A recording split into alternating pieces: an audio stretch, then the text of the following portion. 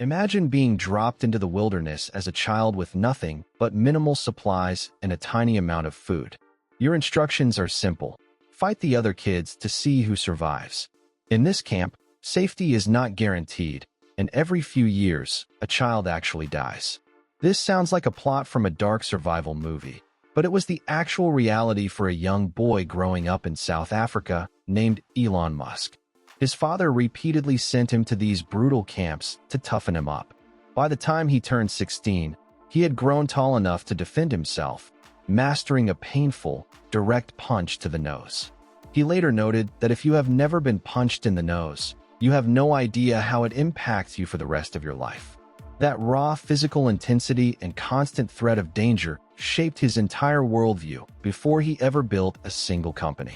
Most of us have never experienced that level of immediate trauma, which is precisely why his actions can seem so completely baffling from the outside. Walter Isaacson's massive biography goes far beyond the chaotic headlines and internet drama to give us the actual psychological blueprint of one of the most successful individuals in human history.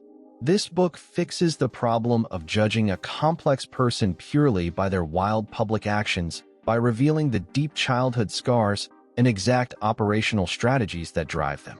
It is an essential read for anyone who wants to understand how the modern world is being shaped, or for anyone trying to pull off massive, seemingly impossible goals in their own career. The first major concept we have to grasp is how the intense struggles of our past dictate our current behavior. When a person spends their formative years navigating constant crises and physical danger, their brain becomes wired to survive in chaos. Peace feels unnatural to them, so they often subconsciously manufacture new crises just to feel at home. Think about a student who trains under a notoriously mean, screaming sports coach. Even when they grow up, get a great job, and enter a peaceful office environment, they might still feel an overwhelming urge to work themselves to absolute exhaustion just to validate their own self-worth. You can apply this insight today by examining your own history. The difficult moments from your past do not have to be viewed as permanent damage. Instead, look at them as an intense training ground that built your current resilience. Use that strength to tackle hard projects, but be careful not to create unnecessary drama in your life just because your brain is used to conflict. Beyond his childhood environment, we also have to look at how his biological wiring affects his daily interactions. It is incredibly easy to look at his personal life, having 10 children with 3 different partners, entering multiple turbulent marriages, and buying a massive social media company for $44 billion just to post memes, and assume he is simply erratic. However, he publicly shared that he has Asperger's syndrome, which places him on the autism spectrum. This means his brain processes social interactions and emotional cues in a fundamentally different way than most people. He can completely tune out of a conversation, forget a promise made the previous day, or totally misread the emotional energy of a room. Think about a brilliant accountant or software engineer at a North American firm who can solve a massive financial crisis in an afternoon, but acts completely awkward and distant during a casual office holiday party.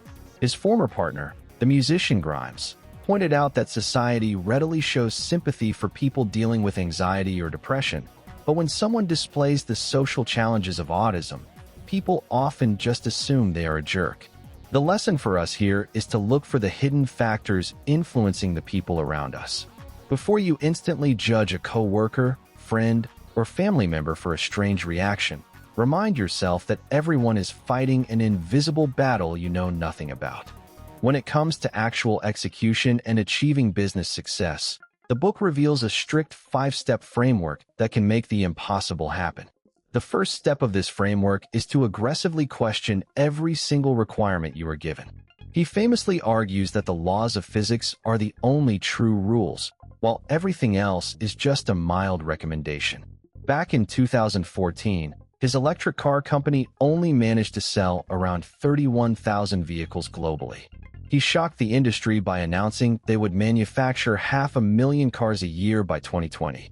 Major news networks called the goal completely ridiculous, pointing out that no new American car manufacturer had successfully scaled to mass production like that in decades. Yet, By the end of 2020, they hit the target.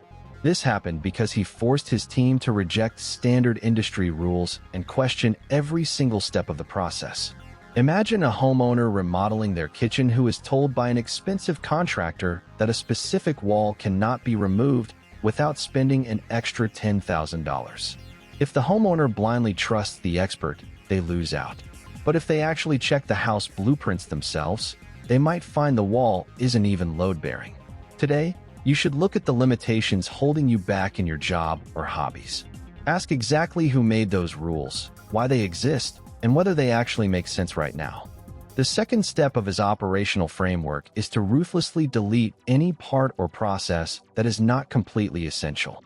He strongly believes that if you do not eventually find yourself forced to add back at least 10% of what you cut, it simply means you did not cut deep enough.